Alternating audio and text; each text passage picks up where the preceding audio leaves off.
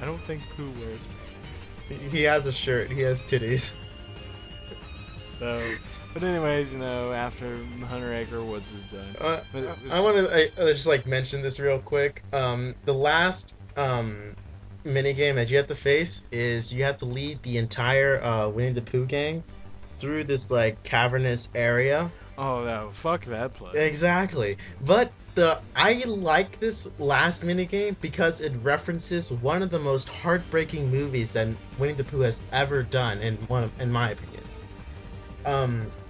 I forget what it was called, but this movie was was like kind of like the aftermath of the Was it the one about what would happen if Christopher yeah Robin? it's basically what happens when Christopher Robin goes to school. And then Winnie the Pooh and his friends, They freak out. They make a journey to go find Yeah, him. they ask Al, where is school? And he's like, it's a dangerous place of hell. And so they're like... Pretty much, I remember that. And they're like, holy shit! So they go off and they find this dangerous place of hell. And Pooh, like, falls into this, like, cave. And he's like... Winnie the Pooh gets 300 men.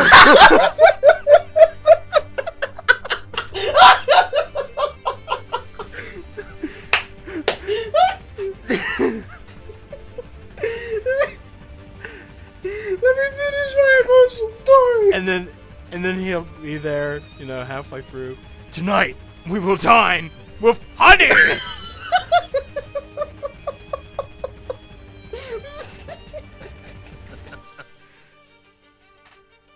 Oh gosh. Oh, let me finish my emotional story. So anyway, after the tonight we dine with honey scenario, Pooh falls into this cavern and he's like, okay, he goes like, I'm not with anyone, I'm all alone. It was like intense for me personally. When I was little, you would always know Pooh as this optimistic guy that like you would instantly love no matter what. And all of a sudden he's like, I'm all alone, I have no friends, no one likes me anymore. And it's like kids' version of depression. And I'm like, what the fuck did they do to Pooh? And I'm like, yeah! In that high voice, yes! They like destroy Pooh.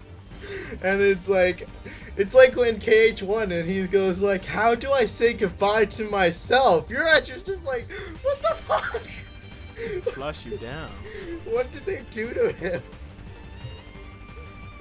I don't know. Pooh's mine. I just wonder how that ticks. I have no idea, but anyway, to finish up my reference, I liked how in the game they have him sitting in a cavern all by himself with no one there, and you end up saving him. It's just like it's like a reference to the movie. It's like this is how emotional Pooh can get. Learn it, live it, love it. I don't love it, nor will I ever understand. Oh god. So anyway, continuing on. Okay, let's just say we're gonna go ahead and finish off Tron's place, just to get it out of the way. I thought we would have done with Atlantica, but let's go. We'll go to Atlantica real fast. I really want to get Tron now. Okay. But we deal with the we get to a point where we deal with the master computer, and we kick his ass. What was his? I think wasn't he a? Never mind. Forget it. I'm thinking weirdly. But we kick his ass, change the programming, and we leave, and then I believe once we come back, there's like a little picture, like an 8-bit picture saying thank you Sora, Donald, and Goofy. Yep. And they're just dancing. But and then like I believe they go outside, I think, and like Aerith like says out of nowhere, this town had another name, and then Radiant Garden appears on the screen. It's like Radiant Garden, eh? So I'm like, okay, I'm questioning. I can flow with that. I'm questioning why didn't they ever mention that before, especially if they were trying to resurrect the place. I don't know. I want to know what time period that Radiant Garden got the name changed, the Hollow Bastion. Oh, I want to say. Actually, I think I have What? an idea, but I won't say it now because that's just going to spoil the rest of the podcast.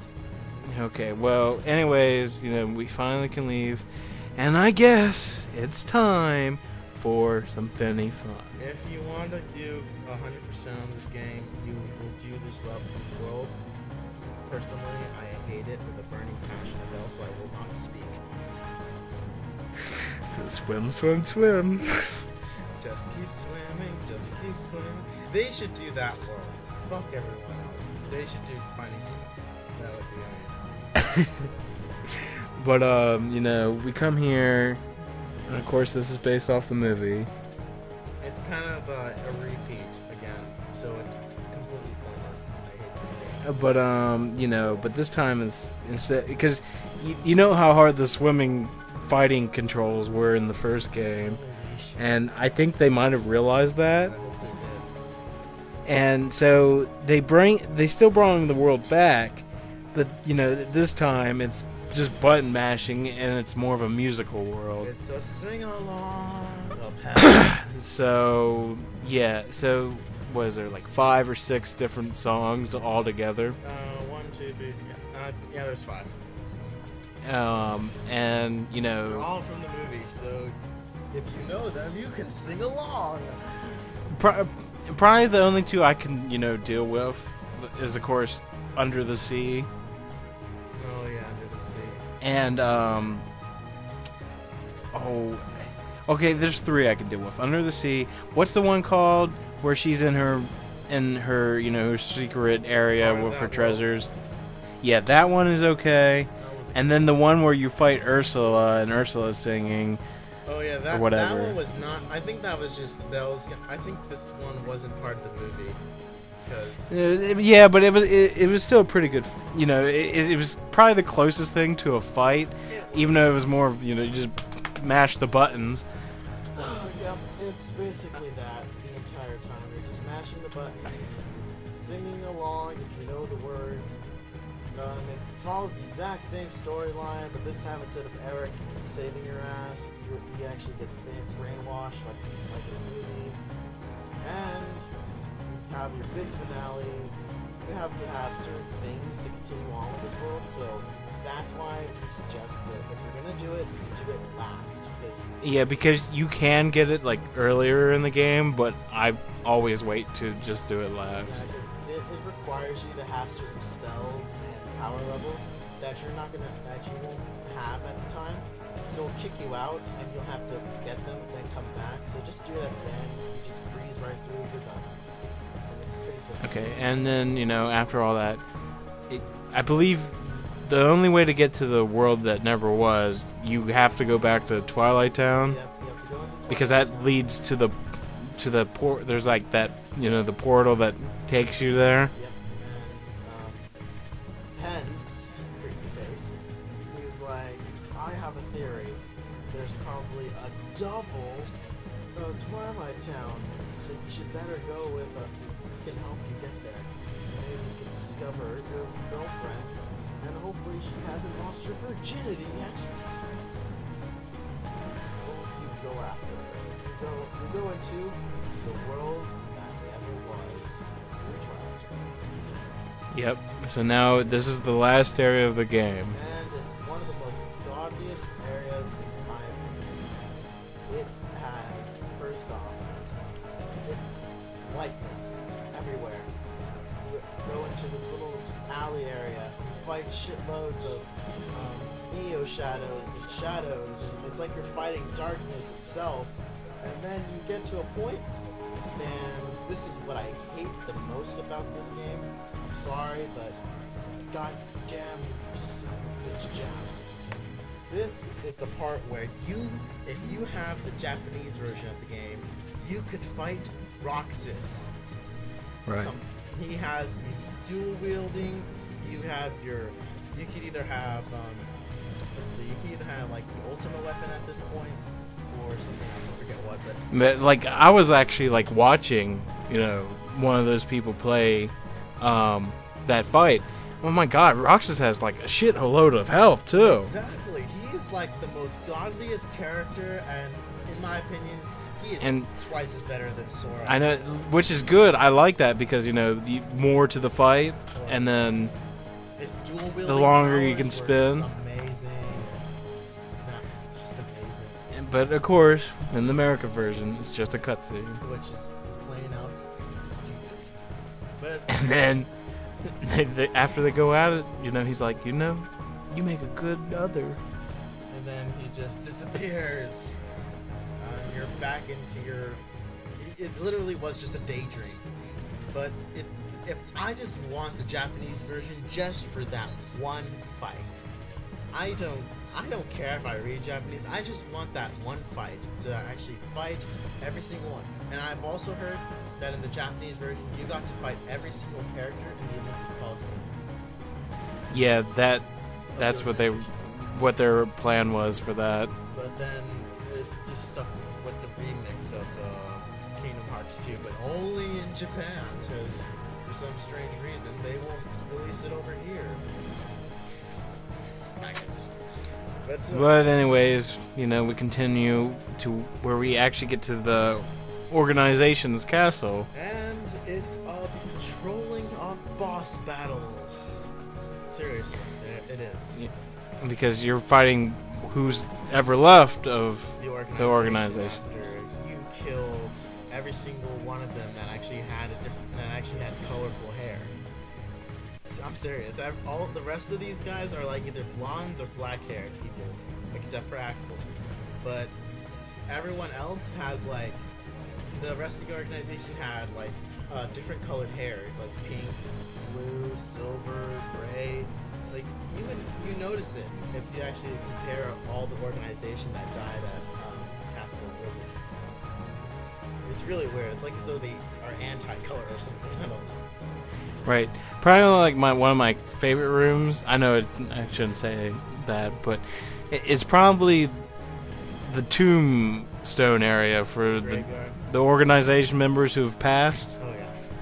Because I loved going up to those and then like reading like what their tombstone would say. Oh yeah. My favorite one was the guy with the axe sword, Luxius, I believe was his name. Yeah. And it was like the fallen warrior. It was like, he sounds so majestic. I want to fight him. I wish they could like somehow brought them all back for the game, because to be quite honest, the Chain of Memories command system does not complement any of the bosses. To be quite honest, if you had like the bosses from Chain of Memories in Kingdom Hearts 2 with the Kingdom Hearts 2 battle system, now that would have been very amazing to watch, and I would have loved to play that. But so anyway, you fight the last of the organization. You fight, who do you fight? You fight Xavier, then you fight,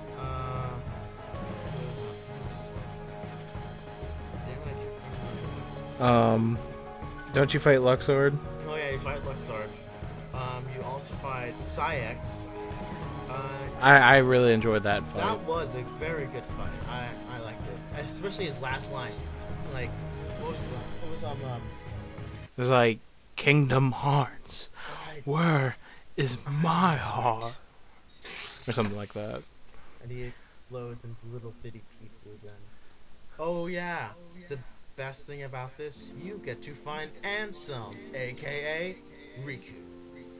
Dun dun dun. Oh, because Riku took the form of darkness, which Ansem's figure. Apparently. So whenever you think of darkness, just think of Ansem. He'll always be there. Always. When you're in your room late at night and it's so completely dark, Ansem's there watching you. I just think Ansem came back just for a moment to touch Riku, and that's what happened.